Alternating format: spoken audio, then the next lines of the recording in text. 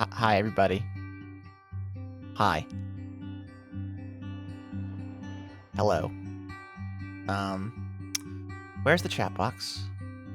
Someone type something. There's the chat box. There we go. It showed up. Thank God. Hi. Hello. Welcome in. Happy 3:25 p.m.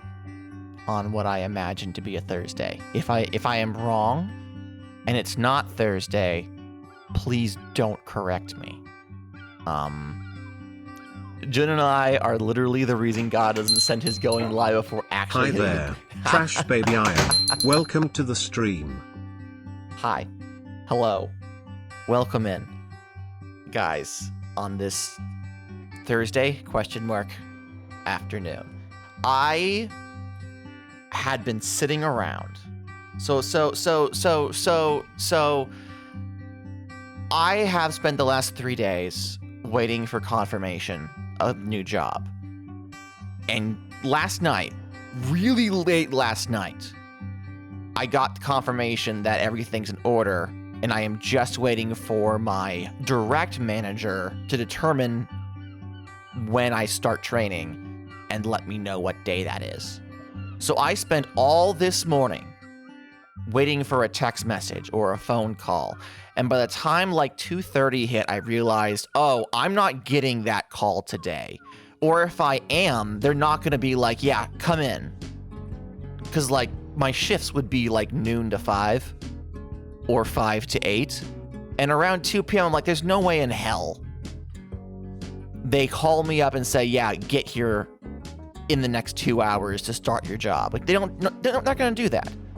So then my entire day shifted from waiting for this phone call to a big empty void. And I said, fuck it. I don't know what my schedule going forward is going to be. I have some free time and I'm more or less bored. Let's play some fucking Minecraft. And so I did, and that's what I've been doing, and now I'm streaming, and now you're going to get to watch me play Minecraft. Listen, I have spent the last calendar month in a holding pattern, right? Like when I was applying for a bunch of jobs, there was at least like an active, I have to accomplish this. Then there was the whole bit where like I had a job or I had interviews for a job. It just, the waiting game is the worst. So now that I'm in a position where I know for a fact that nothing is going to happen, I might as well come up with something to do, and streaming, I guess, is it. If it helps, I messaged my wife and asked for permission, and she said yes. So this might be my bad idea, but I got the green light from the pants in the relationship to go ahead with the idea. So that means something, probably. Let's play some fucking Minecraft. Let's go. Let's just fucking go. Howdy, farmhands. The chat's on the wrong side of the screen. Hold up. I forgot that we moved it because of Stardew. There we go. There we go. Much better. Because then we're going to see the map on the other side of the screen. Howdy, farmhands. My name is Gata, and welcome to the stream. We are once again on the Haycraft server. Playing Minecraft. We're playing Minecraft. We're doing it. It's gonna be great. Oh, and look at this. Look at how beautiful all of this is. My personal lava generation, which is just supposed to be kind of going on. Gata, is your name Gata or is your name Farmer Gata? I mean, first name Farmer, last name Gata. Both are my name. Thank you very much. Do I even introduce myself these days? I like to imagine, I have no evidence that this is the case, but I like to imagine that someday someone is going to come across my VOD and not know who I am. And when I say who I am, they're going to be like, oh, now I understand. Now I understand. Of course, this assumes greatly that anyone is organically finding my content directly, as opposed to seeing me elsewhere on the internet or being introduced via a friend of a friend, right? Like I follow the pattern. I follow the tradition of the YouTuber having an opening that tells you everything you need in the first like 5 seconds, so you can determine whether or not you're hooked. Even if I logistically will get maybe 1 or 2 people that way over the course of my entire channel. So, c'est la vie. But yes, happy day, everyone. We're working on the cube.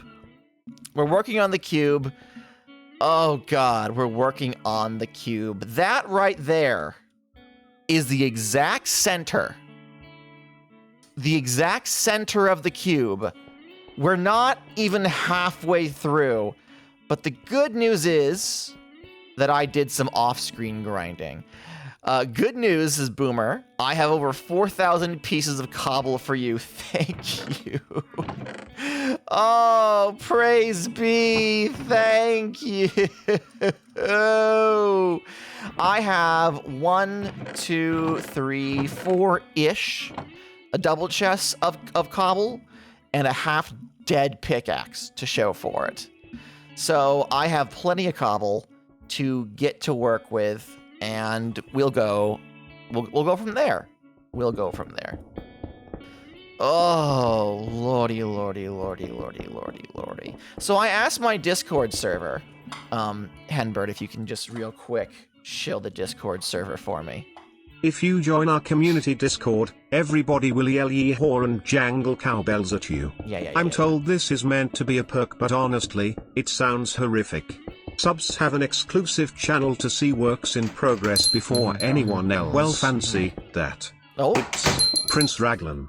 I hope you like the smell of hay. Hello, Raggles. Welcome to the stream. I asked my followers on Discord, my farm hands, what content they wanted to see today. If they... Oh, Pull hello. up a chair and get comfy, Tony Morgan. I don't suppose you have any spare chicken feed on you? No? More raise the pity. Welcome in, Tegan. Welcome in. I would apologize for streaming at 3 p.m. on a Thursday, but I am not in the least bit sorry. I made a decision, and I followed through with it. Well, actually, as I was saying, my Discord made this decision, actually. I said, hey, guys, do you want to watch me play Stardew Valley, which has, like, a plot and characters and, like, things to keep you entertained? Oh, thank you for going to sleep, Boomer. I appreciate that. And they said, no, we want to watch you build the cube. So the cube, it fucking is. Also, I'm also not sorry, but I did have to finish my team meeting to show up. Well, c'est la vie. Did you say, okay, guys, we gotta pack it in. I got a VTuber to watch. I have an anime boy on the internet to give my undivided attention to for 6 hours. Like, chop, hop 1, hop 2. The sooner you finish the cube, the sooner you can do other stuff. Are you sure that the cube won't simply become my entire state of being? I claim to be a farmer, but it feels more like the cube has overtaken my entire life at this point. Gata, why are you streaming at 3 p.m.? Because I've lost control of my life. What else is there but cube, Tegan? What else could there ever possibly be? Why does Henbert pity the moray eel? It's supposed to say moors the pity, right? But the bot pronounces it weird. It goes morays the pity, and I have yet to correct it. Unlike Jun_Monday, which is just something I have to live with, I could alter morays the pity so that it actually makes sense, but where's the fun in that? Where's the fun in that? LMAO!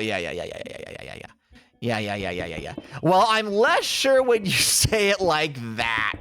Listen, here's how it's going to work, right? I'm going to build the cube, and then I'm going to say, well, the cube needs a lava pit. And then I'm going to say, well, if the cube has a lava pit, it needs a giant underground chamber to house the lava pit. And then I'm going to say, well, it's like if you give a mouse a cookie kind of vibe, right? If you give a farmer a cult, if you give a cult a cube, if you build a cube a monument, if Susie gives Gata 20 USD, if a Susie gives a Gata, when do I get to blow it up? At the end of the series. When we decide to have the grand finale, you can blow up the cube. All right? If you build it, they will come. I guess. My grand hope is that if I establish myself as the poobah of the Cuba, then other people on the server will just bring me sacrifices and riches, and I will never have to lift a finger. That is the ideal end game here. The reality of it is that I'm going to spend the entire time just building on and enhancing this cube. Meanwhile, everyone else in the server plays Minecraft the way God and Miku Hatsune intended. And I'm over here like, nah, cube. At this point, were it not for the amount of cobble that I am receiving from my server mates, I may as well have just done this on single player with different people in a Discord call. Like, not to say that the assistance from people putting down blocks or collecting cobble is unappreciated, but in terms of like what are we doing here? Like, if I stop and I look at myself in the mirror and ask myself what I've accomplished during this time, I could have done the exact same thing in a single player world with various people invited on a Discord call. I'm not gonna change that. I wouldn't do it over again and do it differently. Just the logistics of what we're doing here, when I really think about it, you know, like you have to have some self-awareness. Gata isn't even aware of the other grand monuments being built on the shrine. What are you talking about? You've had fun with friends and entertained like 20 plus people. Yeah, not that I understand why. Don't worry about it. Don't worry about it. Listen, I'm heading this server, right? I'm arguably the administrator. I don't know what the fuck everyone else is doing. I hear about it in passing, and I'm like, oh, that's cool. And then, like, don't worry about it. Okay. All right. Is the monument to my hubris? Is that what's being built? Is the cube an allegory? If someone can come up with an allegory for the cube, maybe about capitalism, that'd be swell, thanks. I'm heading this server is unaware of the monuments. Well, Tegan, as I have said many a time, in many a context, I have never claimed to be a smart man. Super secret side meeting without Gata. Should I be building a monument? This is an allegory for your ass being fat. Oh, please. Please, Raglan. We don't need an allegory for that. I'll just say it outright. Rutabaga, in the background, is throwing her food dish around her cage. She is big mad, and I don't know why. Well, no, I do know why. She's big mad because she was having bunny playtime earlier, and then she started getting into mischief, so bunny playtime was over. What a good bun? No, she's... Is she thumping? She is doing some small thumps because I am doing lots of talking and none of it is directed at her. She is upset when we are not about me. And that is thump. She do a thump. She do a big thump. She likes to take her food dish, which I refill with pellets every day on top of her handfuls of hay. And what she likes to do is when she decides she's had enough, she'll take the bowl and tip it over and spill it all through her cage. It's sort of a defiant, like, you can't tell me what to do, father. But then, of course, she will eat the rest of the food throughout the day. She's like, I desire food that is not this. And then when I don't give it to her, she goes, well, I suppose if there's no other options, Bunny can win. Bunny can win. Bunny was having time outside, running around. Then she decided to cause problems. She picked a fight with Meatloaf. She attempted to eat books. She broke into Seth's bathroom by slamming her body against the closed door. I don't even know what's in there that she wants. When she does manage to get into Seth's bathroom, she just kind of sits in the middle of the floor and looks around like, I didn't think I'd get this far. And today she learned that if she pushes enough pressure, she can shoulder her way. She's so feisty. She's very feisty. Rabbits are aware that they are prey animals, and they're bitter about it. That's the only way I can describe them. Like, they know their place in the world, and they're upset. They're pissed. She's definitely something, and I love her very much. But right now, she is picking up her food bowl and throwing it from one end of the cage to another in, sort of in a protest of these ridiculous situations she's found herself in. These working conditions are not up to fluff, and she's being very verbal about that. Again, she isn't there for causing problems, but I will also pick up my food bowl and throw it from one side of the barn to another. Well, okay. Solidarity, I guess. Solidarity. I can't be upset about that. Everyone's working so hard at Minecraft, and meanwhile I found 746 Korok seeds. Ahaha, you found me! I can't do the voice right, but you know what I mean. Golly. Golly gee. One of my mutuals, who I shall not name, as they, I believe, would prefer to remain anonymous, on Blue Sky, actually had like a long discussion with some designers about the difference between what we consider to be a role-playing game and an adventure game. Because technically speaking, most people, you know, underscore most, not all, but most, would not call Legend of Zelda an RPG, right? Despite it very clearly having elements you would expect to find in an RPG. So the discussion was all about like why do we name things a way they are? Is there like a way to distill the difference down in any meaningful, like, linguistic way, like any useful way linguistically? Zelda is an action adventure game. See, you say that with both titties, your entire chest. That was the phrase I was looking for, not both titties. I think I mixed up the phrase, so there I was, barbecue sauce on my titties, with the phrase spoken with your full chest. We're gonna roll with it. Raglan, with both titties, said Zelda is an action-adventure game. And yet, a lot of the elements of an action-adventure game can be found in RPGs, and vice versa. So, like, at what point, what part of the genetic of a game defines it as being one or the other? I'm timing all of you out. Thank you, Judd. I'm timing out Tegan. I'm timing out Raglan. Dishonor on your cow. Dishonor on your whole family.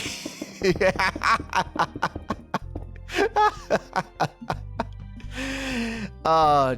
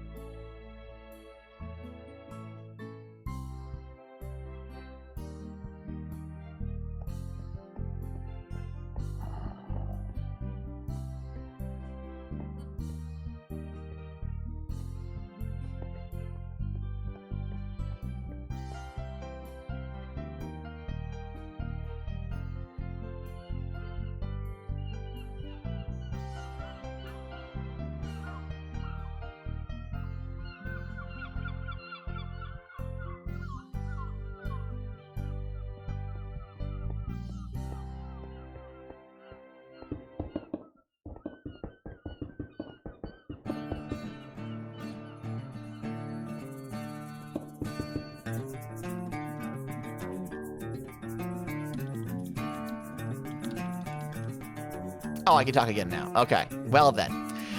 Gotta, you can't say that when you're right here. Tegan, I couldn't say anything at all. I couldn't say anything at that point in time. You being here didn't change it. Anyway. Oh yeah, that's true. Well, is it Tegan? Is it? Is it Tegan? Is it true? Hey, I didn't do anything. Okay, sure, fine. Allegro is blameless. Well, my being here did change it, actually. It made you quiet. I need to add some sort of audio component. Maybe like an off-key It's Always Sunny theme to play over me being muted. I'm sick. You can't be mean to me. That is categorically untrue. You are not my mom. You can't tell me what to do. I choose not to be mean to you because I love you. How are you feeling now that I've yelled at you? Oh, hello! Oh, say something? Why? Oh, I know what's going on here. Hold on. Voice, select speaker. I see what happened. Did you mute me? No. I loaded up Minecraft using a different set of speakers, and even though Minecraft itself switched to the correct speakers when I, adjusted that, the mod didn't. The mod didn't auto-update, so it was coming out of the wrong source. That seems correct. Yeah. I have dropped the majority of the cobble in another chest. Thank I have you. no cobble in my hands. Hooray! Thank you so much for your sacrifice to the cause. Yeah. Your blessings shall be bountiful and cube themed. I hope you enjoy 3-dimensional squares. I mean, I'm playing Minecraft, so. That is true.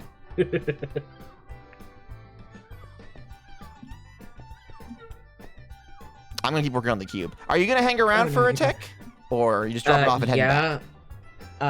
I will be hanging around. I will probably be muting here shortly, but okay. I'll be in the area for sure. Okie doke. I wasn't sure if you wanted to join me in this conversation or not, but you're fine to do whatever. Thank you, Boomer. Of course. Tegan says, I do not feel like my brain is in a fishbowl anymore. That's good. Brains don't go in fish bowls. That's why there's a reason why they're not called brain bowls, you see. There's also a reason why we don't call them think pans, but that's more regret for our Homestuck era than anything else.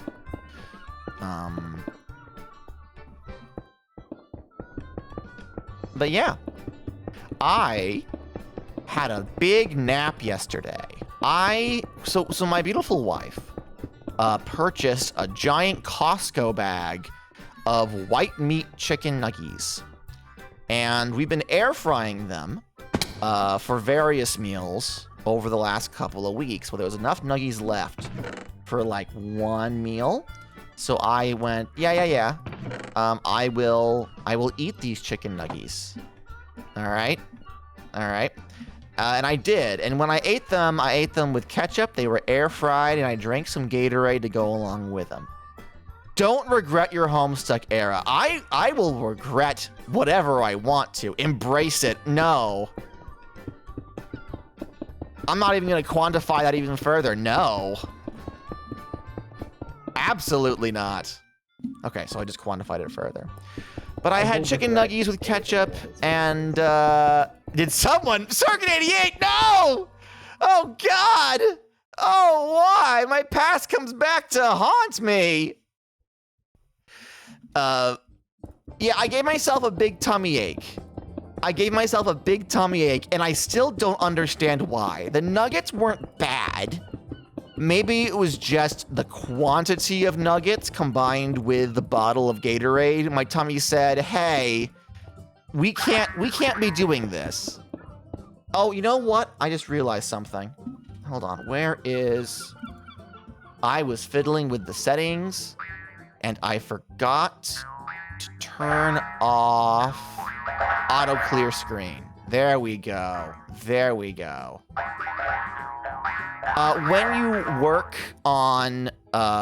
When you work on the Twitch Flood program and you're in the settings, it'll repeatedly just spawn items so you can see them in real time. If you don't have the auto clean option selected, it will crash itself because it'll spawn in too many of the items for the program to run properly. So when I was messing around with settings, it was consistently spawning, so I had to change that. Yeah. And I forgot to put it back. It's fine. It's fine. It's fine.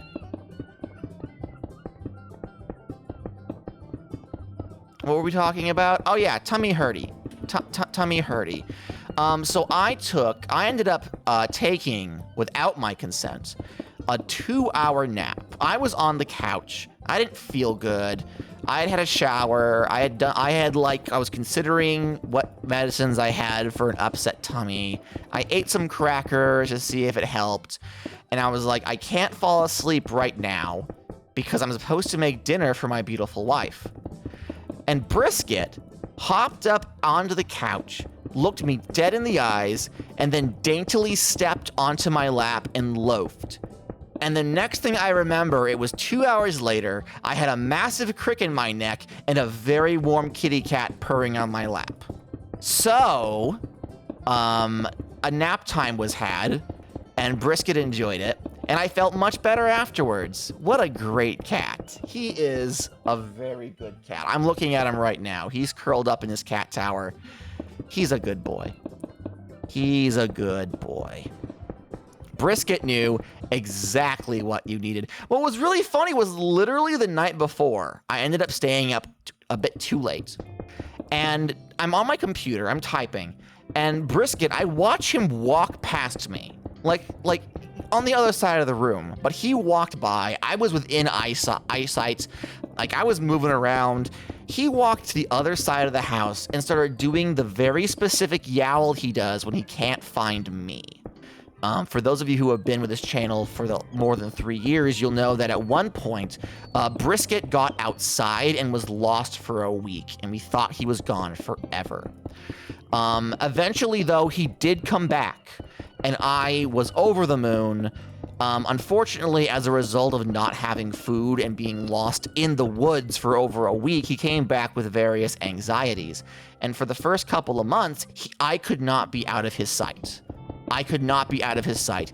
If I went to a different room and he didn't realize where I had gone, he had developed a brand new verbalization specifically for calling for me. And when I made myself known, he would stop and curl up in my arms, be like, "Oh, Father, I found you." So it's not like he was yowling and I translated it as he's looking for me. No. He has a very specific verbalization for communicating to me that I have gotten myself lost and that he is looking for me. So it's a whole thing. Funnily enough, when my beautiful wife is home and he loses track of me, he'll make the sound, regardless of if he knows where beautiful wife is or not, right? When I am not home and beautiful wife is, he does not make the sound as long as he watches me walk out the front door. He's a very smart cat. He knows that when I leave the house, I'm gone for the day. But if I disappear on him and he doesn't know where I am, then he's like, shit, the void got him. I must summon him back into existence. It's cute, but also a little heartbreaking. My poor boy. I love him so much. Meatloaf has a similar verbalization that he only uses on me and only in a very specific scenario. So Meatloaf and Brisket cuddle me at night. I am the cuddle bug, right? They'll cuddle mom if dad's not around or if mom feels sick, but most of the time both cats want dad. So I will get in bed at my normal time, and some nights I'll stay up really late reading manga on my phone. So the boys will be dead asleep, and at some point I'll have to get up. I'll need a drink of water, I'll need to take my meds, I gotta use the restroom, something. And Meatloaf, once he has realized that I am moving him, will give me a very specific yowl. That in Meatloaf speak means, "Come the fuck back to bed." if I spend too long in the restroom, he'll sit at the door and do that very specific verbalization to hurry me up. And I hate that it works, but it's annoying, and if he doesn't shut up, he'll wake his mother, and we cannot have that. So my boys are talky, and they're smart, too smart for their own good, if I dare say so. And I love them very much. All right, I'm gonna sleep and eat some cake. This is a vibe checkpoint. What are your vibes, chat? What are the vibes? How do you feel knowing that Prince Raglan is performing forced engagement upon ye? Whoa. Stuffy. Those are your vibes? I'm so sorry. I am so sorry. But it is confirmed just a flu, yeah? You're gonna be okay? You're gonna be all right? I hope so. I worry about you. That's what happens. Just a flu. True, true, true. True, true, true. Well, I'm glad it's just a flu. Glad it's just a flu. You want to know what I did with my day? In between realizing that I wasn't going to... Well, no, not really in between.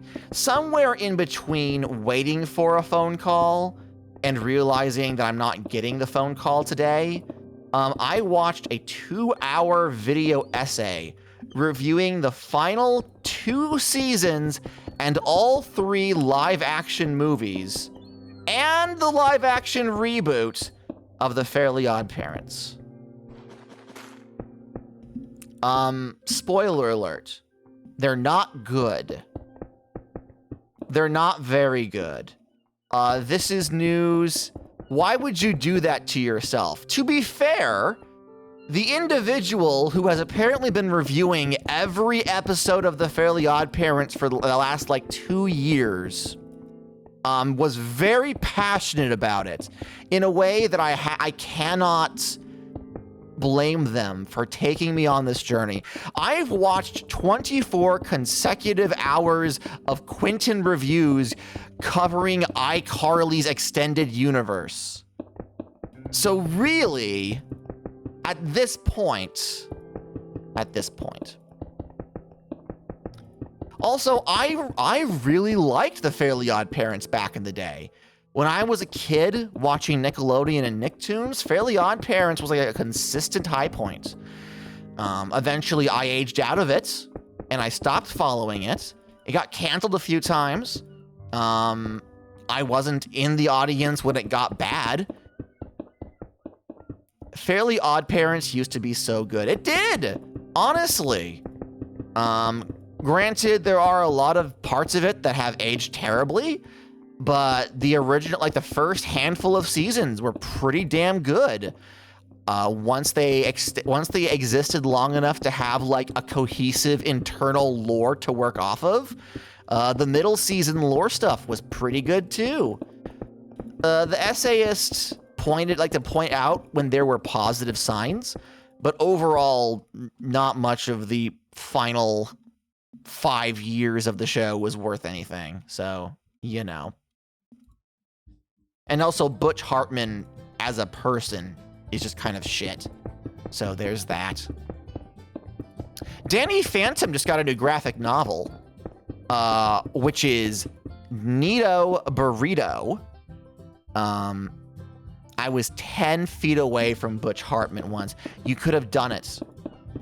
You could have taken one for the team. You were in a position to take the shot, and you didn't. And I'm not going to judge you on it. Let me be clear. But that is a choice you have to learn to live with. The fandom has been thriving recently. Do you want to know why the fandom is fucking thriving? Do you very specifically... Oh God, now that I need to think of their username, I can't. There is a very specific TikTok cosplayer. Is it the DC Batman crossover stuff? Yes! I'm not saying that Danny Phantom fans didn't exist until this moment, right? But no, like the linchpin for all of this was a very specific cosplayer who did some Danny Phantom stuff and was pretty damn creative. He did a panel at a con. I didn't know about all the terrible stuff yet, to be fair. The entire panel, he was both overconfident and desperate for approval. Butch Hartman, first of all, it has come out in recent years that most of the parts of like Fairly Odd Parents and Danny Phantom that he was lauded for in the beginning came from other people on staff. The air quotes Butch Hartman art style was originally lifted by a different artist who was booted from Fairly Odd Parents a few seasons in. Like, it's not great. Also, not to have any statements about religion, but he is a born-again Christian, and he did a massive crowdfunding for a new television show wherein all the promotional materials for the fundraiser, the crowdfunder, you heavily used Fairly Odd Parents and Danny Phantom, implying that those works were going to be on the network. No. It was a Christian network making Christian programming. This happened shortly after he left Nickelodeon. If anyone were to sue him, I am not a lawyer, but like that, that specifically is the reason why there are false advertisement laws on the books. That's sort of hilarious, considering I had Christian family friends who wouldn't allow their kids to watch those shows. Yeah. I don't know why Nickelodeon specifically has such an anti-Christian contingent against its programming, but it did. But no, the fandom is thriving. A very specific cosplayer, about 2 or 3 years ago, started doing Danny Phantom content, and their work got fairly popular. And then they crossed it over with something else they were fond of, which was Batman. This was around the time that the Bat Family webtoon was in production. So it was also like it was a contemporary upcoming fandom, which then was like, oh, hey, you know what would be great? If Danny Phantom interacted with the Bat Family in any way. So the Bat Family webtoon, for those of you who don't know, is not fluffy, but it focuses more on the interpersonal relationships of the extended Batman family, specifically the various Robins. So, you know, Tim Drake, Dick Grayson, Jason Todd, and Damian Wayne. And like the crime-fighting parts of Batman are still present, but the fluffy family comedy bits while their crime-fighting take center stage. I don't think it is my preferred way of interacting with Batman media, but a lot of people are really into it. So this almost found family, cutesy, supportive dad trying his best and failing version of Bruce Wayne had its own unique fandom. And people were like, hey, Danny Phantom's actually kind of tragic and sad and maybe a trans allegory? ?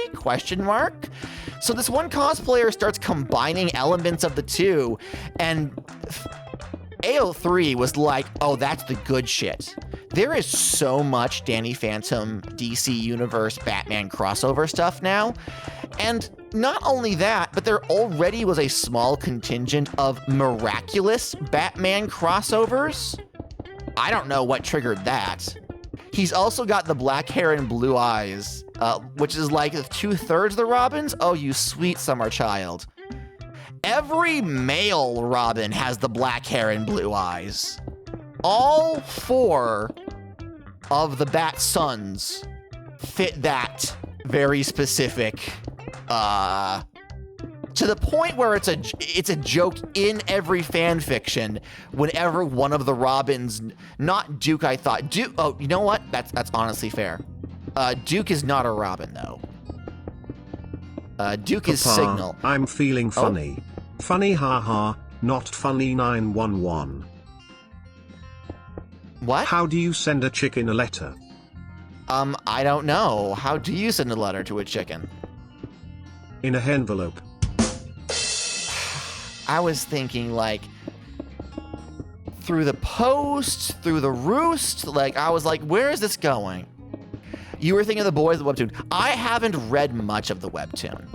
And for whatever reason, Duke, well, for air quotes, for whatever reason, I don't know a whole lot about Duke. I don't follow the comics, and I don't follow the webtoon, and the fan fiction that I read, like, Duke's present, but I still don't feel like I have a good grasp on his character. They tend to focus on the four Robins more than anything.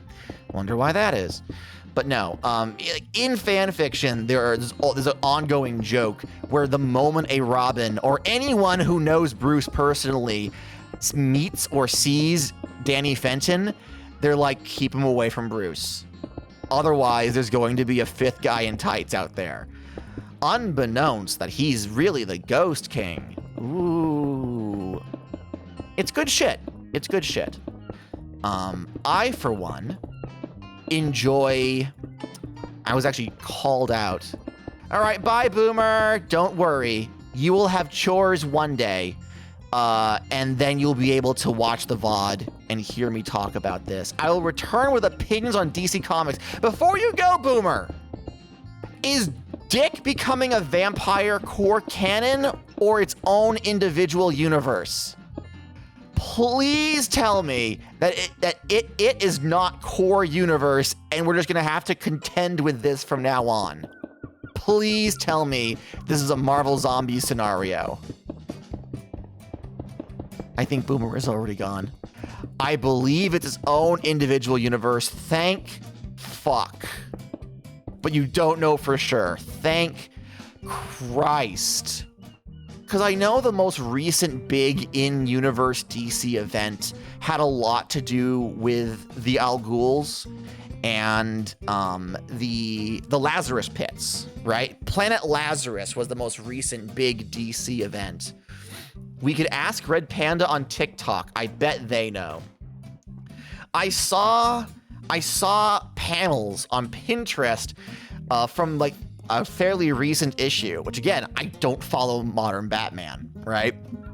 I dropped off around the New 52. Where it's like, oh yeah, no, Dick Grayson, Nightwing, is like the main sire for a worldwide vampirism plague. And he's turning all the superheroes into vampires, and they're taking over the world. And I was like, this is interesting, but in a way where I do not want to have to worry about it when I talk about Batman from now until the end of time.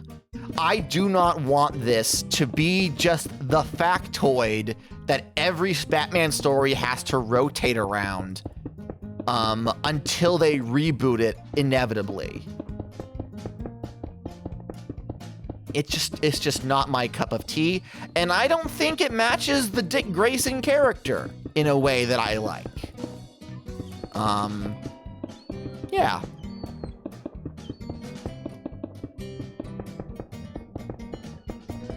What were we talking about? Danny Phantom. We were talking about Danny Phantom. Danny Phantom, Batman, sometimes with miraculous thrown in crossovers, give me life. Danny Wayne. There's two very specific subtypes of Danny Wayne stories. One, Danny is secretly, more or less secretly, Damian's long-lost twin. Either they were raised in the League of Assassins together, and then the story of Danny Phantom happens, and then the Batman stuff comes back to bite him in the ass. Or Danny Phantom has nothing to do with Batman, except for the fact that a bunch of fucked up shit happened during the events of Danny Phantom, and the Justice League, who exist, either didn't do anything about it or had no way of knowing it was happening.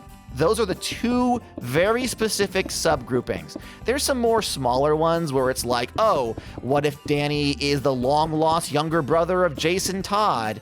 What if Danny is from an alternate universe and is stuck in this one because Ghost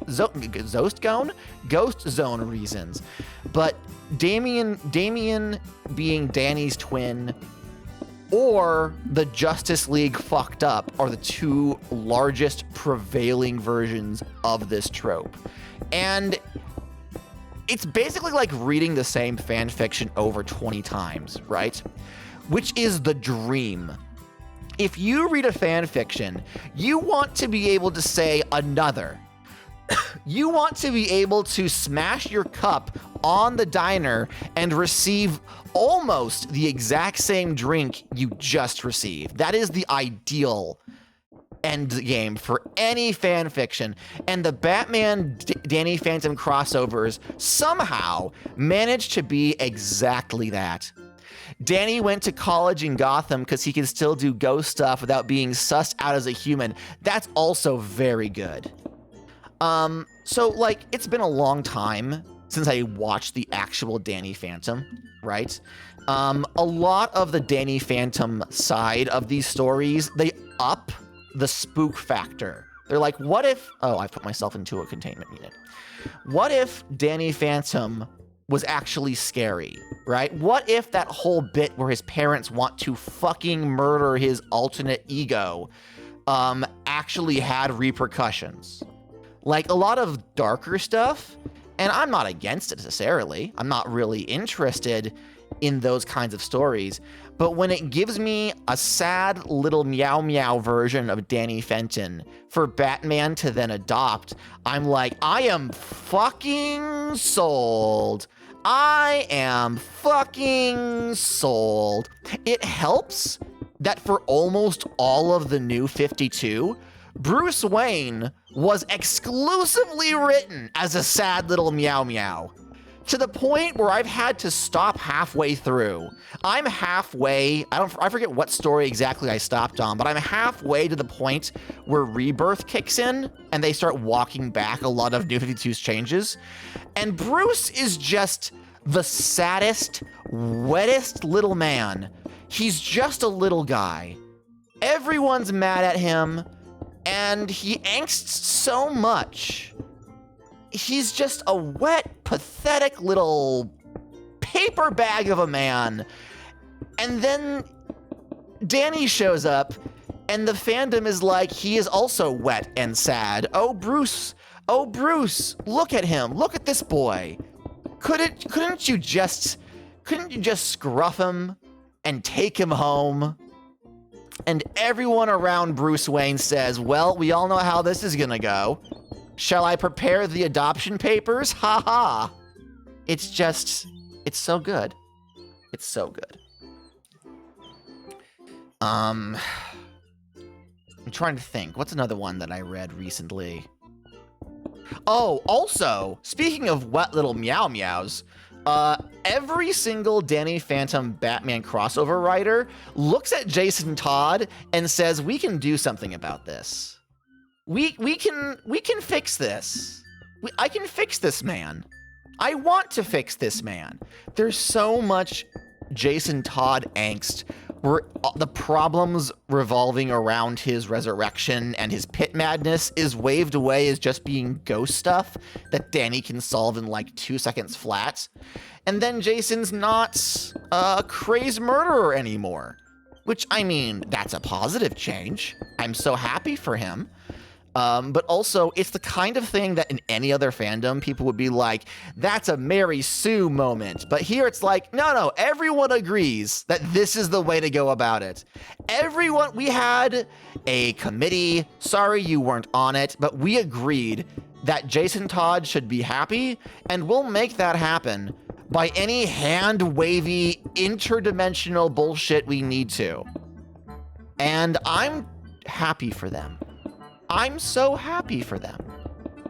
My biggest complaint is how, in order to make the Bat-Fam adoption section work, most writers don't know what to do with Danny's actual sister, Jazz. either she's written out entirely or she just kind of like exists in a T-pose in scenes where other characters are talking. And I'm like, there's a way around this. We could fix this. We could focus on this a little bit. You want to know what I haven't found?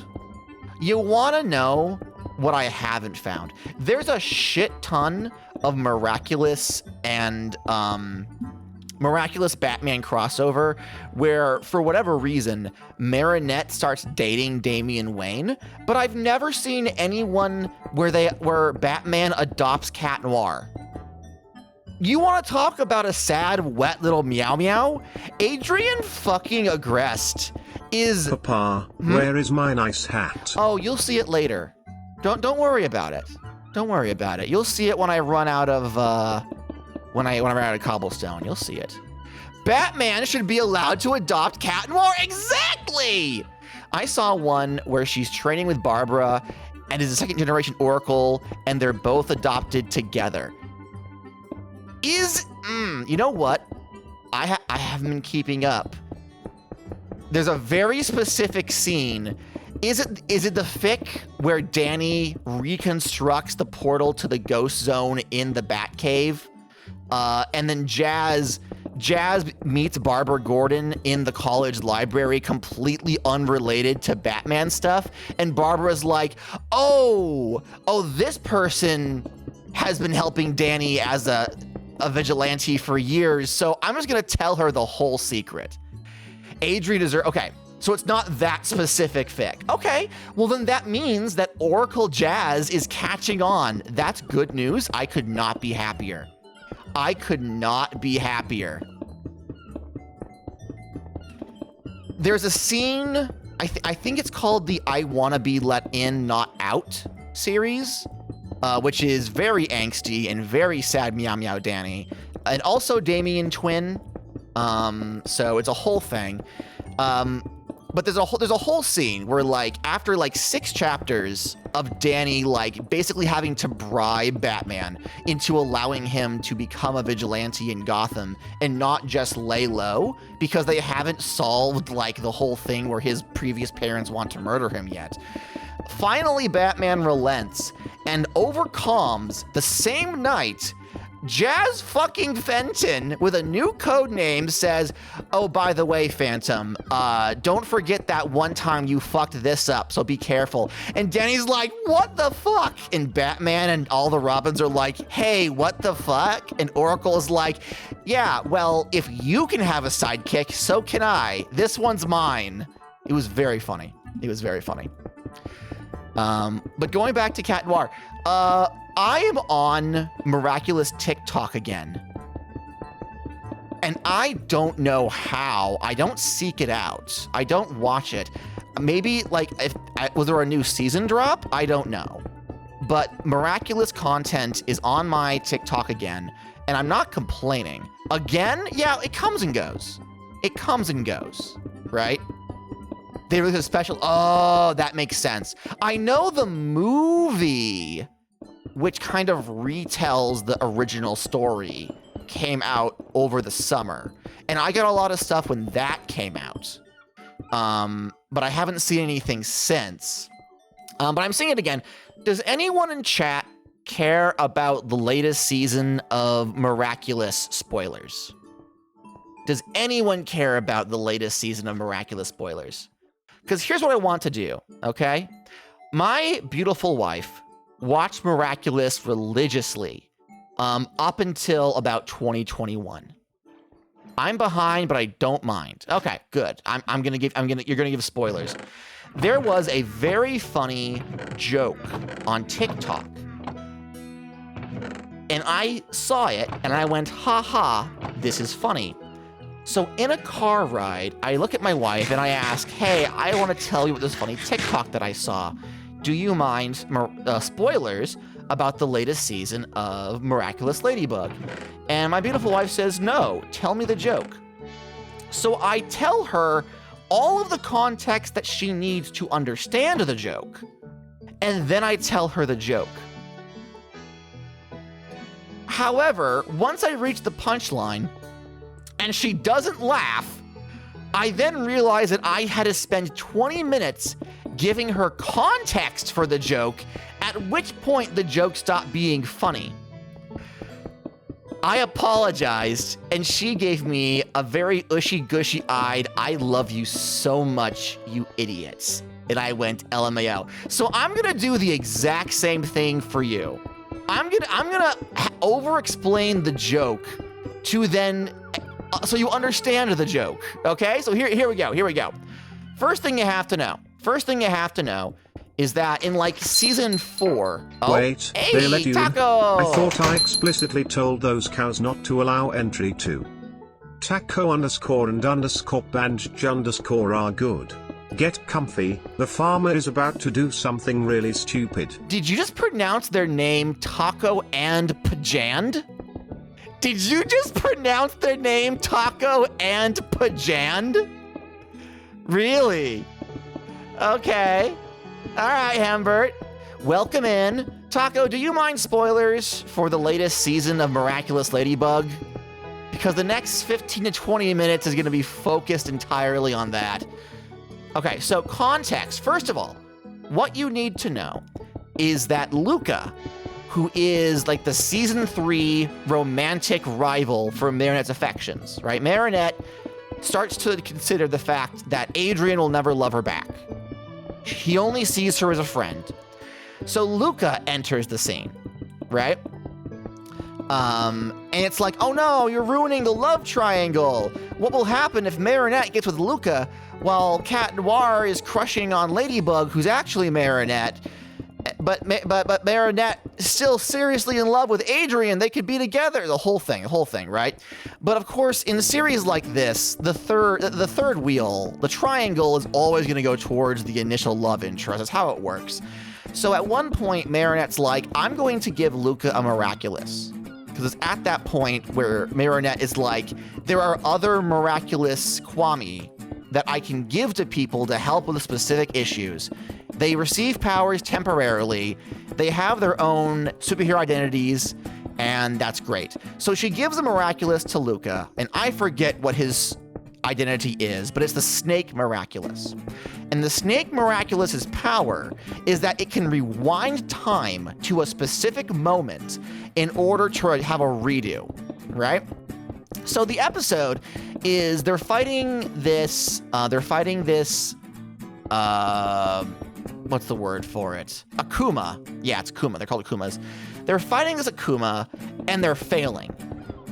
Ladybug and Cat Noir keep failing, and it's like if they fail it consistently, Hawkmoth wins. But because they have the snake power, Luca is consistently reverting time over and over and over again, to the point where he is Groundhog Daying himself for the equivalent of like years, I think. Like, it's bad. And they're trying to get it exactly right. Only Luca remembers the time loops, by the way, right? So each time, Luca has to say, do this, don't do this, and we should be fine.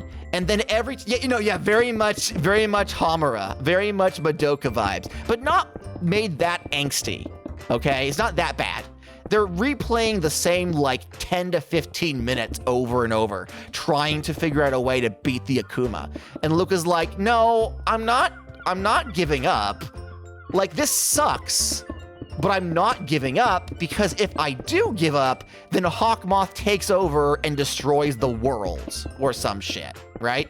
In order to have his wish granted by combining both the Ladybug and Cat Miraculi, he has to overwrite the universe. That's Hawkmoth's grand plan, okay? In the process of all these time loops, however, Luca becomes privy to two key pieces of information. The first one being that Ladybug is Marinette Duponsheng. The second one is that Cat Noir is Adrien Agreste. They defeat the Akuma, they can stop doing the time loop thing. Luca explicitly knows that Marinette and Cat Noir have their identities are Marinette and Adrien. He's also firmly aware that there is a love quadrangle between them and their superhero identities. Adrian is in love. Isn't Adrian Hawkmoth's son? Yes. Yes, he is. I don't think Luca knows that Hawkmoth is Adrian's dad. But he is now aware of what's going on. No, he absolutely does. And it's entirely why he bows out of the love triangle. Luca's like, Marinette, listen, I understand. I'm not saying you don't like me, and I like you, but you are very clearly still in love with Adrian. And it's not fair to you to ask you to choose, so let's just be friends. Is that okay? And Marinette's like bummed about it, but she's like, yeah, you're not wrong. Okay. But also, Luca's like, can't say that also, I don't want to be involved in whatever this shit is when it shakes out. So he just kind of like exists. Okay? So that's important information number one. That Luca knows that Ladybug and Chat Noir are Marinette and Adrian. Okay? The second thing you need to know is that Adrian has a cousin who looks exactly like him, named Felix. And this is played, I want to say, I think he shows up in the second season near the end, but doesn't get a bigger role until season 4 when they start combining their Kwami. My numbers could be off. I didn't watch this religiously, my wife did. And Felix is the rich bitch that Adrian probably would be if Adrian were not a sunshine boy. He's all of the bad things. He is like the perfect son for Gabriel Agreste. Like, it's like they were switched at birth. Felix's mother is a sunshine child. He's the OG Cat Noir concept, more or less. Same name, same disposition, but a couple of things have been changed. I honestly still wish we had gotten the manga, the anime version of Miraculous. Like, I don't dislike what we got, but the designs of the original Cat Noir and Ladybug are just chef's kiss. Why did they iterate on them? They were perfect. They were so good. So Felix comes back, and it's played with initially like, oh, you look just like Adrian. You look just like Adrian. People are mistaking you for Adrian, but you're a dick. Wow, this is kind of funny. In the most recent season, it is a couple of things are revealed. First of all, Adrian's mother, who Hawkmoth is doing all this super villainy in order to bring back, she's like dead or in a coma in his basement right now. The whole reason that he wants to steal the Miraculous is to make a wish to rewrite the universe to get his wife back. Adrian has no idea about any of this, by the way. So, you know, Dad of the Year Gabriel, here we go. He keeps his wife in a stasis tube in the cellar and becomes a supervillain to wish her back to life. What the fuck? It's revealed that Adrian's mom was a Miraculous holder. She had the Peacock Miraculous. And for whatever reason, I don't know if Hawkmoth just has the Miraculous or whatnot, but apparently the Peacock's power was basically creating golems, creating copies of people that could walk around and perform tasks. In the most recent season, the Peacock Miraculous falls into Felix's hands, and I think right now, Hawkmoth realized, oh shit, I can fuse two Miraculous together into the same suit. Cool. So he's creating golems and then akumatizing them, because the golems, which are called Centimonsters, have specific qualities that make them immune to the Lucky Charm and Cataclysm powers. It makes them more powerful as opposed to destroying them. It's a whole thing. But the thing about Centimonsters is that they're not they're not supposed to have like souls. They're not people. They're automatons.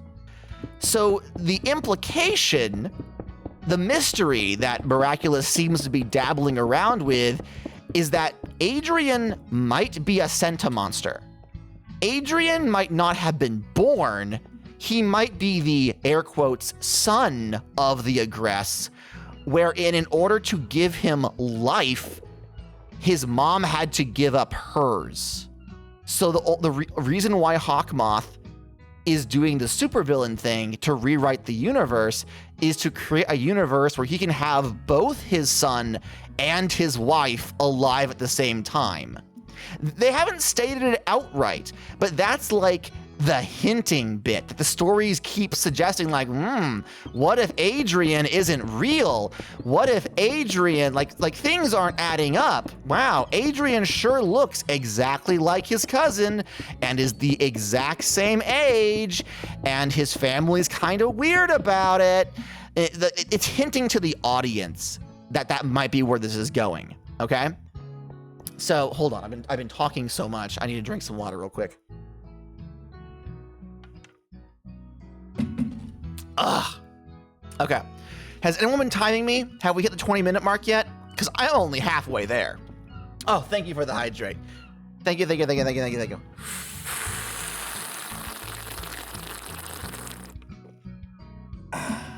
Delicious.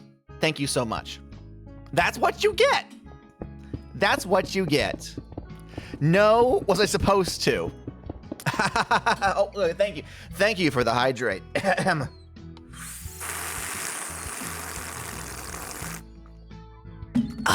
Delicious. We're only at 10 minutes. Okay, it just feels longer.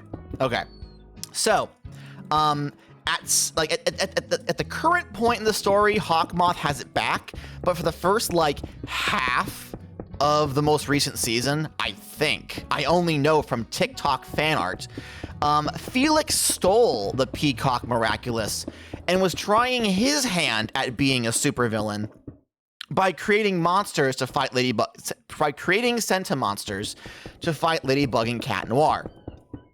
So he shows up as the Peacock, and eventually Gabriel gets it back, and now he fuses both the Butterfly and Peacock Miraculouses into a single suit. But for a time, Felix had the Peacock Miraculous.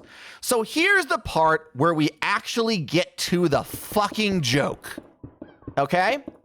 Because, like, Marinette is very supportive of Adrian. Luca is supportive of Adrian. Felix, despite the superhero villainy stuff, is supportive of Adrian, right? So the TikTok joke is that Luca, Adrian, Felix, and a very stressed out looking Adrian are all standing in the same space. And Marinette says, all right, listen, we all know what Adrian's secret is. There's no use in beating around the bush. So let's just all say it at the same time. 1, 2, 3. And everyone who's not Adrian says, in order, Luca says, Adrian is Cat Noir. Marinette says, Adrian is trans. Felix says, Adrian is a Centimonster. The next panel is Luca looking at Marinette saying, he's what? Marinette saying, he's what? Cat Noir looking at Felix saying, I'm what? And Felix saying, oh, yo, dude, you want boobs, bro? And pulling out the Peacock Miraculous because he uniquely has the ability to fix that, at least. I saw that TikTok and I lost my mind, and then spent 20 minutes in a car ride blabbing all of these details out to my wife, and then telling her the TikTok joke, and she didn't laugh because by that point, it was no longer humorous to her. It was just her husband blabbing on about something for 20 fucking minutes. And then she gave me the goo goo eyes and said, I love you, you idiot. So it was fine, but there.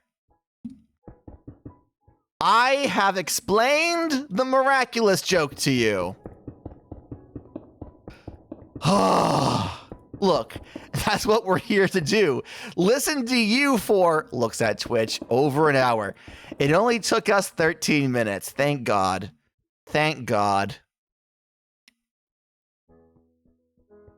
Oh, my phone went off. Let me double check and make sure. It is my beautiful wife. Oh, it's my beautiful wife. I love her so much. I love you. Lots of exclamation marks, big heart emojis. Good shit, good shit. Why did I go down here? I'm running out of stone, that's why. But I'm not out of stone just yet. I have us a little bit more. Oh. You have a wife? Yeah, no, Taco's new. Taco's new. I have a beautiful wife. We've been together 8 years now. Officially, I think it's gonna officially be 8 in October, so next month. Oh fuck, my anniversary is coming back. It's coming up soon. I hadn't even considered that. Oh shit. I have nothing planned. Oh god. I think it's, is it my turn for the anniversary? I get odds, she gets evens. I think it's her turn this year, but I could be wrong. Thank you for the veg. It's not good that you had to question. I have ADHD and memory issues. She is aware of this. Things don't exist for me until they are directly in front of me. October is next month. Therefore, a fancy dinner out. Well, see, we have to go to Longhorns. It's our tradition. She gets the 3-ounce steak with the Parmesan crusted chicken and loaded mashed potatoes every anniversary.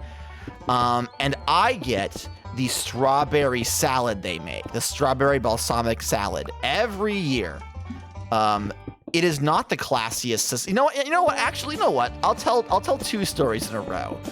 The first, he doesn't remember her birthday either. It's July 20-something.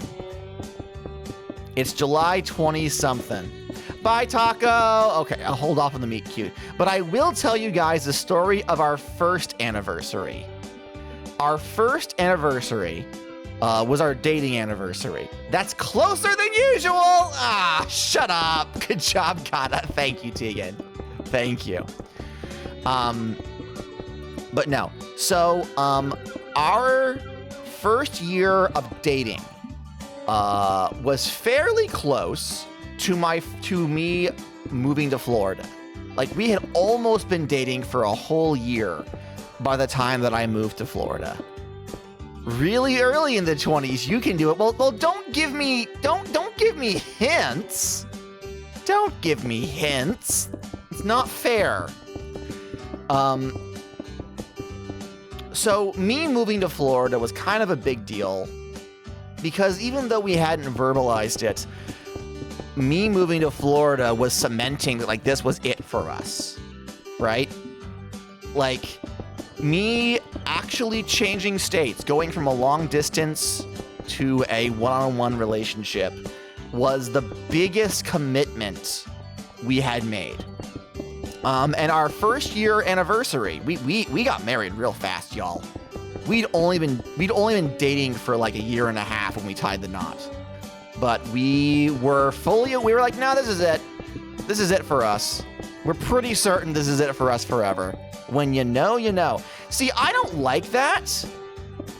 Because not to call anyone in my immediate family out, but I have very specific in-laws who are terribly divorced. There are some people, not naming names, whose weddings I went to actively placing bets on how long it would last. So, no, not when you know you know. We were fairly certain, but I'm not about to blanket that. Whew, boy.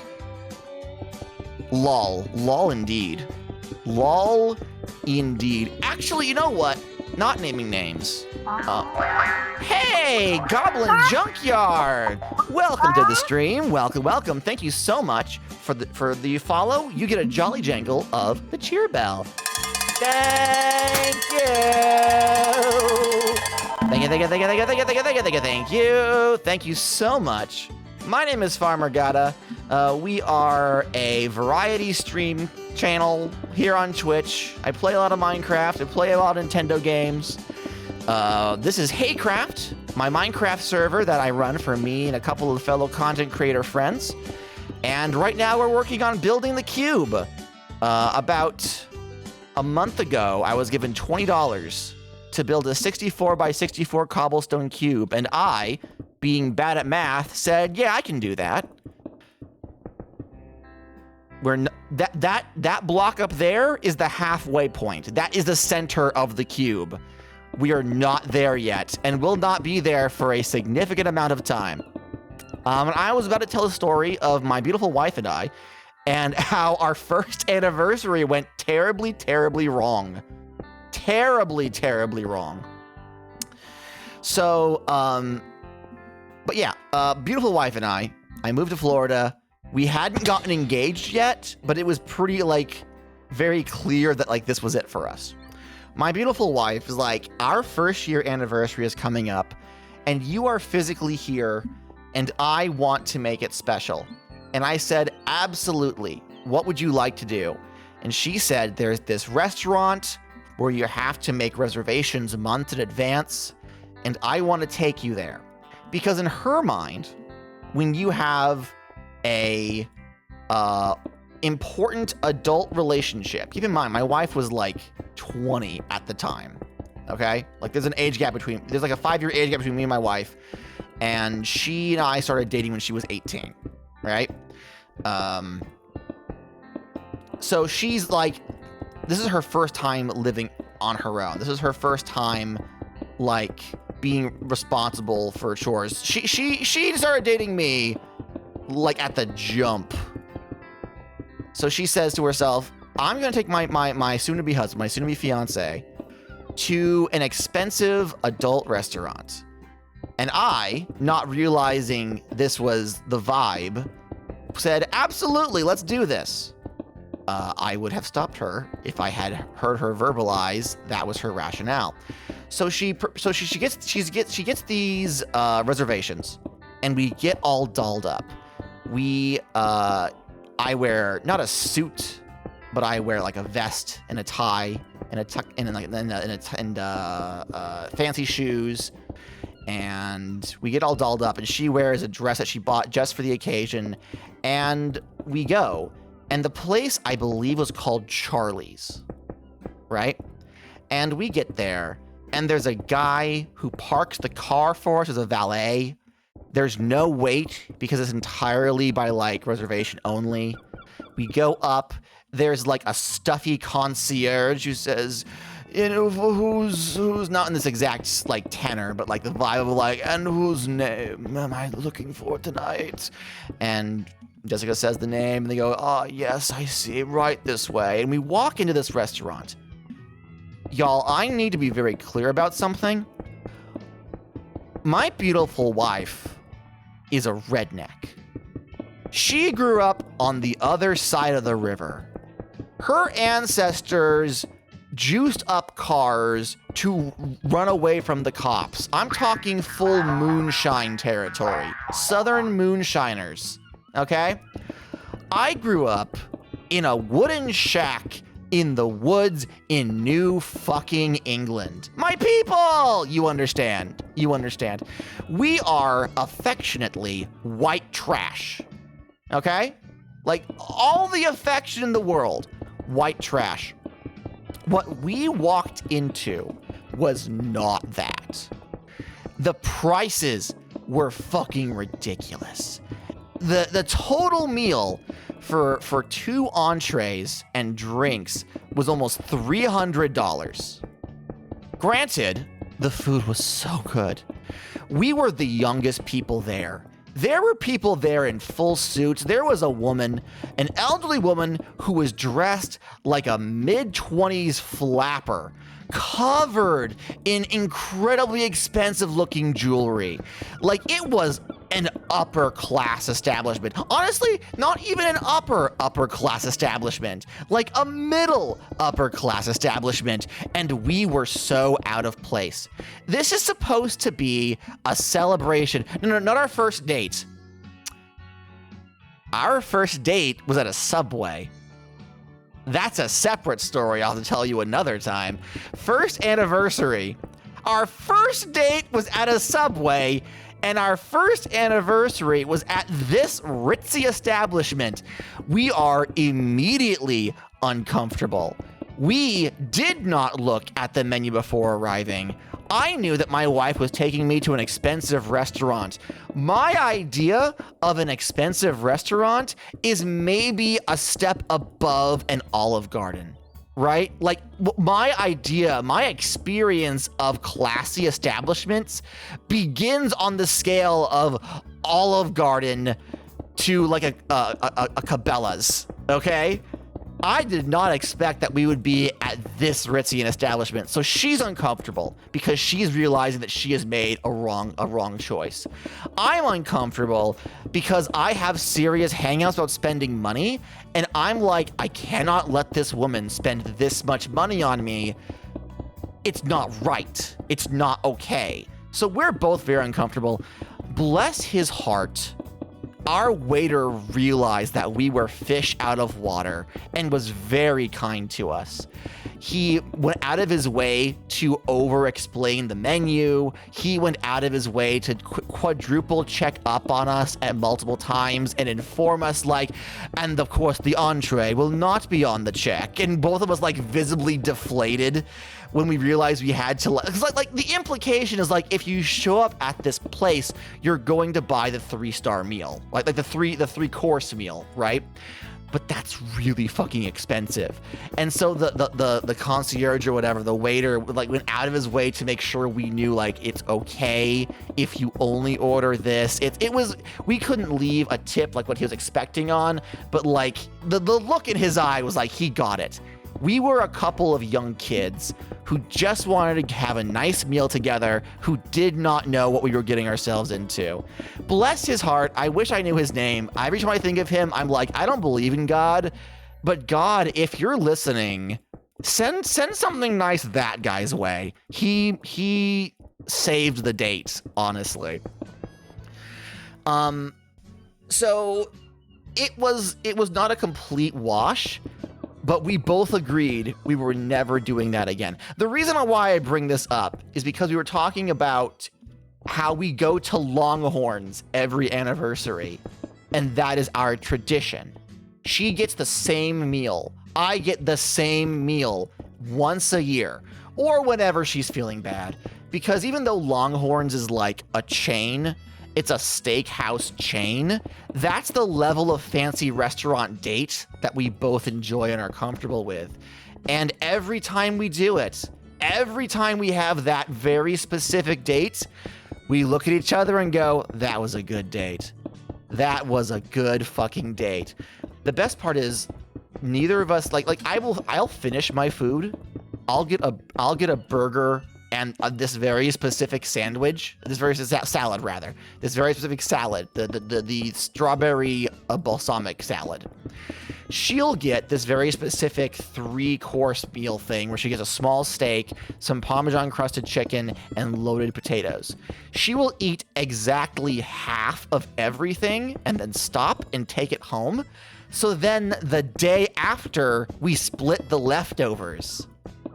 And it's just as good microwaved as it is eating it. So it's like the date, it's a date that keeps on giving. And that to us is a romantic dinner date for our anniversary. So all of this is to say that if it's my turn to decide what the anniversary is, what the anniversary event is, it can't just be a nice meal. it can't just be a nice meal because the Longhorns is implied. Why are you guys so cute? Last year for our anniversary, no, not last year, a couple years ago, my beautiful wife, we went to SeaWorld. Unfortunately, we already kind of had our Disney date, so I can't say let's go to Disney again. That's not happening. Maybe.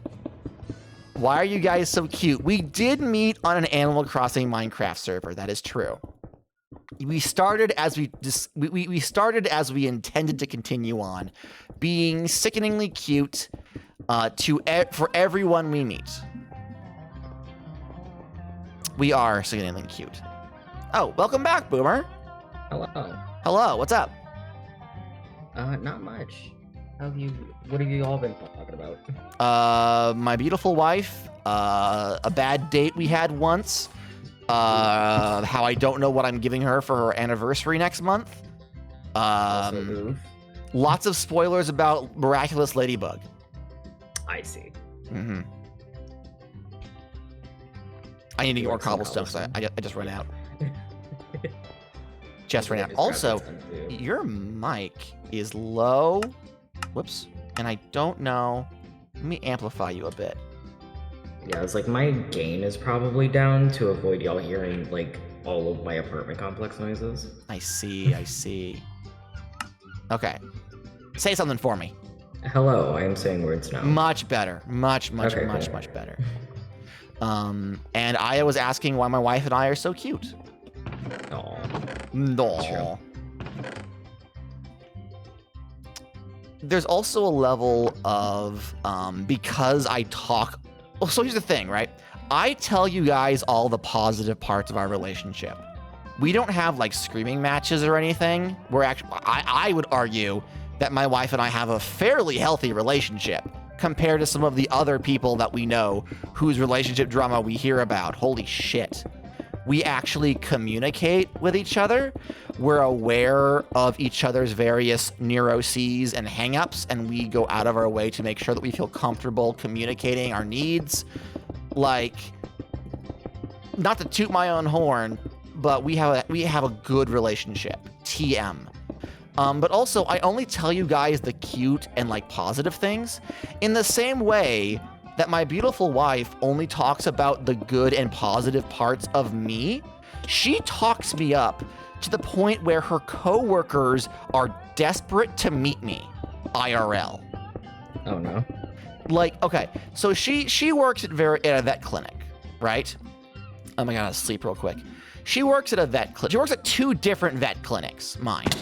And over the years, she has told stories of her husband, Gata, and all of the stuff that he does, and how he does the laundry and the dishes, and he cleans the house, and he cares for the animals, and he's good with computers, and he does Twitch streaming, and he plays video games, and all this other. She talks me up to the point where people think I'm a tech wizard.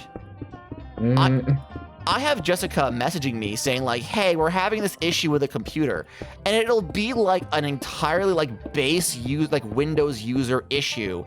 And I'll be like, have you tried changing this setting? Have you tried using this program? Have you tried unzipping the file? And she'll like, okay, I'll tell them you said to do that. And then she'll say, they did that and it works. And they'll think that I'm brilliant. They'll think that I'm like genius because they only hear about the positive things that my wife talks me up about. And I'm like, you do realize that I am a human being and I am not perfect. And she says, yeah, well, their boyfriends and girlfriends are all a bunch of bitches. So by comparatively, you are the best husband in existence. You are the perfect man. And they think you're great. I'm like, I don't know how I feel about that. One of her coworkers, who is a doctor, who went to college and has a doctorate in animal medicine, thinks I am the bee's knees, and it gets visibly starry-eyed whenever I include them in conversation. right? Aww. Like, this person is college educated, but is also a massive Star Wars nerd, and they cosplay and shit. So when they look at me, they're like, oh, Gata is a good husband, and also he's a Twitch streamer. And that somehow elevates me in their eyes. They don't watch my content. They just know that I stream on Twitch. And I'm like, what? It is very wild. It is very, very wild. That is adorable. Last Christmas, I went to my wife's Christmas party with her coworkers. I was the +1. Guess what? Oh, hold on. I've got a fun fact for you all today. Henbert has a fun fact for us. Okay, Did you know? Contrary to popular belief, a darker yolk is not more nutritious. A yolk's shade of yellow depends on what the hen eats and not the nutrition level of the egg. If she eats a yellow corn or alfalfa, then the yolk will turn out very yellow. The yolk will be a lighter shade of yellow if she eats mostly wheat or barley. And if she eats mostly white corn, then the yolk will appear almost colorless. However, I will also add there is a flavor difference between store-bought eggs and fresh-raised eggs, and it does entirely have to do with their diet. Generally speaking, store eggs are fed a very specific and very cheap kind of meal, wheat-based generally, simply because it is what is accessible to these companies that are trying to generate eggs on a large scale. When the hens have a more varied diet, the flavor of the egg is more pronounced, simply because, you know, what goes in is what the bird has to make the egg from. So, I have been informed that BikuBot will be having an update in the near future that will allow me to put a temporary pause on timer events. Like, I can press a button if I am telling a story, and Henbert will not trigger like this. It's not in the bot yet, but soon. Soon. Fresh eggs are the best. I agree with you. I absolutely agree, especially for baking. God, I love cakes taste so much better when you use fresh eggs. I'm sorry, not sorry. What was I talking about before Henbert interrupt? Yeah. Christmas party. So, my beautiful wife said, hey, will you come to my job's Christmas party? The doctors want to meet you. And I'm like, oh, that's weird, but okay. My wife said, you don't understand. They think you're great. And I think that my wife's just gassing me up because I have anxiety about meeting new people, which is surprising when you look at me as a streamer, right? There is an anime picture and multiple computer screens between the new people and me, so it's a little different than having to act autistic in public and then gauge that person's reaction to me, you know? It's a different kind of vibe going on. I can be as autistic as I want here, and you guys just call that content. True. The doctor will meet you now. It's true. So, we go to this Christmas party. It's at a restaurant, and there is assigned seating. I meet the doctor, and yeah, she's very friendly. She says, oh, it's so nice to meet you finally. Jessica told me so much about you. And I'm like, yeah, it's really great to meet you too. But then because of the assigned seating, I have to sit on the opposite side of the table. So I talk to different coworkers. I talk to different people. But I notice in the corner of my eye that that particular individual does not appear to be having a good time. They look a little upset, actually. And of course, I'm on the other side of the table, so I can't do anything about it. But we have our food, we do the present swap and all that. Everyone says goodbye, we hug and we leave. And in the car on the way back, I say to my wife, I'm like, that was pretty fun. Dr. So-and-so seemed kind of bummed out. What was that about? And my beautiful wife looks me in the fucking eye and she says, Gata, she was disappointed because she explicitly wanted to have a long conversation with you. And I'm like, what? And Jessica was like, yeah.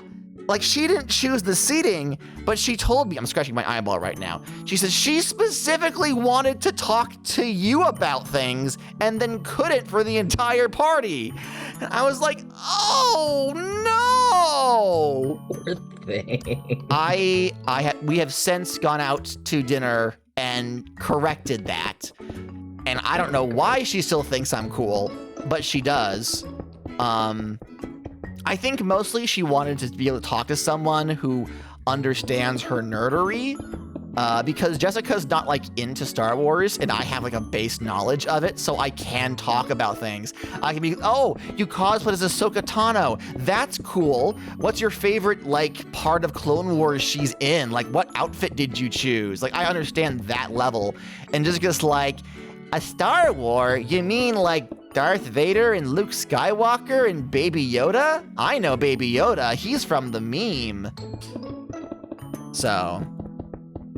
fucking wild. Fucking wild.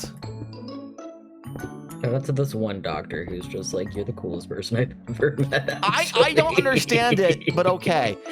Again, they don't watch my content, right? So they're not like, oh, I'm getting to meet Farmer Gada in person. It's like, oh, you're a Twitch streamer? That thing that, like, a large number of people can do at various levels of success? I think that's great. I think that's neat. Have you ever considered that maybe you're just cool, Gada? No, not once. Damn. Not once in my life. Everyone who has ever said so is lying or delusional. Why can't it be both? True. But also, like, I talk up, the reason I bring this up is because I talk up my relationship with Beautiful Wife so frequently that y'all are like, oh, the picture perfect relationship. No. It's pretty great, but no. She simply is Beautiful Wife. She simply is Beautiful Wife, and I love her so much. Iggy would never allow Gada to think they're cool. Iggy will outlive me for the express purpose of being able to physically piss on my grave. No one else but the Digimon creep people in chat know who Iggy is. I never said it was picture perfect. Tegan says, oh, I know that your relationship isn't picture perfect because I'm in the picture perfect relationship. Ha ha ha ha! Lamau. No, there is no such thing as a perfect relationship. There's just people who are good together and want to make things work. I'm trying to very quickly... You don't have to be married to be in a good relationship, thank you very much. Jun, that's very heteronormative of you. True. Can't believe it. Cannot believe it. Jun, that's my trauma! Should apologize. It's okay. Oh, man. As soon as I saw your crying face, I knew I made a mistake. I wasn't gonna say it, Jun. I may have thought it, but no. The little tiny Gadas that run the office space in my brain took one look at the proposal and said, this is too mean, and we're gonna throw it out. So, I mostly just wanted to say it's cute you still go on dates and stuff. Nowhere near as often as we would like to because money. I would love to take my Beautiful Wife out to more places. Once job starts, I'll have the cash to do so. But until then, most of the times our dates are just doing things while we're out grocery shopping. One time I made the mistake of calling our grocery shopping trip a date, and my wife almost stopped the car dead in the middle of the road to glare at me, and was like, don't you dare call this a date. This was a shitty date, and I don't want it to get the credit. I'm like, okay, it was a shitty date. I'm so sorry. I'm so sorry. Yeah. Listen. I don't want to generalize, but in my experience, the best relationships are between a nerd-failed gamer boy and the intelligent woman that he's a little afraid of. You know? If my beautiful wife ever says a statement that includes the phrase hellfire, I'm going to die. That's it. Goodbye, everyone. I do want to generalize because you're correct. That's 2 for 2 in this generalization. A little fear goes a long way. My beautiful wife could destroy a man if she ever stopped crying about it. My beautiful wife will cry if you are mean to her, but also she will destroy someone if they give me pickles when I ask for no pickles. That's the relationship. Oh, you know what? Luigi Daisy. That makes sense, actually. That makes a lot of sense, actually. Huh. Did you just put something together there, Gato? Yeah. Oh, you didn't hear it? No, I heard you. Oh, okay. Oh, okay. I'm just teasing you about it. Are you actively watching my stream while playing Minecraft with me? I mean, I am lurking in your stream while playing Minecraft with you. Oh, okay. I was gonna say I didn't realize that the audio mod allowed you to hear as much as you did because I walked away from you. So the mathed, yeah.